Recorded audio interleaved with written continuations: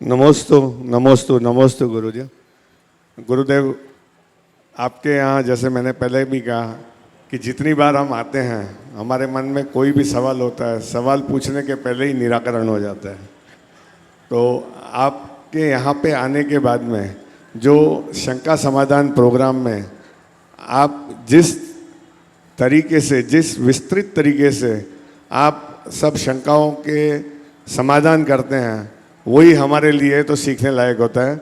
आज मेरे पास सवाल कोई बहुत बड़ा नहीं है, बस एक छोटा सा है कि कई बार हम लोग जो पचकांड लेते हैं उसके बारे में थोड़ा जानना चाहता था कि पचकांड कब लेना चाहिए, कैसे लेना चाहिए, और पचकांड अगर गलती से टूट जाता है तो उसके लिए हमें क्या करना चाहिए। बहुत अच्छा सवाल आपने किया है। पहले तो मैं चाहूँगा एक बार पारस भाई का जोरदार अभिनंदन कर दें। आपने कहा है पचखान लेते समय हम किन बातों का ध्यान रखें। पचक खान, ये मूल शब्द पचक खान है, प्राकृत का, जिसको हिंदी में बोलेंगे प्रत्याख्यान। दिगंबर परंपरा में श्रावकों में प्रत्याख्यान का चलन कम है, पर श्वेतांबर परंपरा में प्रत्याख्यान का बड़ा चलन है। दिगंबर परंपरा में प्रत्याख्यान की जगह नियम शब्द का प्रयोग कर लेते हैं, नियम या त्याग।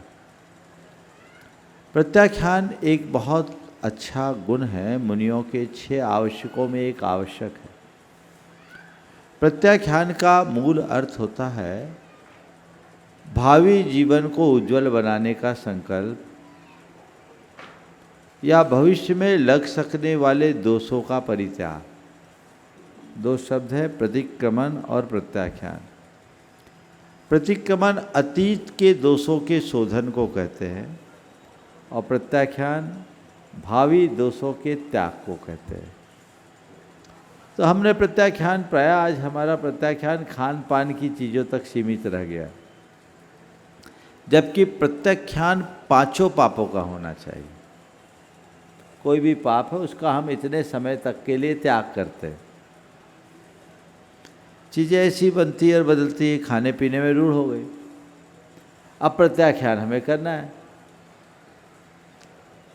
अब रात्रि भोजन का हमने त्याग किया, हमें रात्रि में 4 प्रकार का त्याग करना है। तो हमें चाहिए कि रात्रि होने से पहले उसका त्याग करें। अब प्रत्याख्यान कर रहे हैं, रात हो गई उसके बाद कर रहे हैं, तो ये सदोष। हालांकि त्याग के क्षेत्र में सदैव ये देखो कि सामने वाला क्या नहीं कर रहा है, ये मत देखो कि वो क्या कर रहा है। दूसरों के त्याग को और खुद के त्याग को परखना है तो खुद को ये मत देखो कि मैं क्या नहीं कर रहा हूँ, ये देखो कि मैं क्या कर रहा हूँ। जो कर रहा हूँ उसको कम करना है। समय और सुविधा के अनुरूप प्रत्याख्यान करना चाहिए। और प्रत्याख्यान के नियमों में यदि कोई शिथिलता आ गई है तो उसके सुधार का संकल्प लेने के लिए अपनी निंदा गहरा करनी चाहिए, प्रतिक्रमण करना चाहिए और दोबारा उसकी पुनरावृत्ति ना हो ऐसा संकल्प दोहराना चाहिए। 5 पापों में कोई बड़ा पाप का अगर पुनरावर्तन हुआ है तो गुरुओं से प्रायश्चित लेना चाहिए। नमस्ते।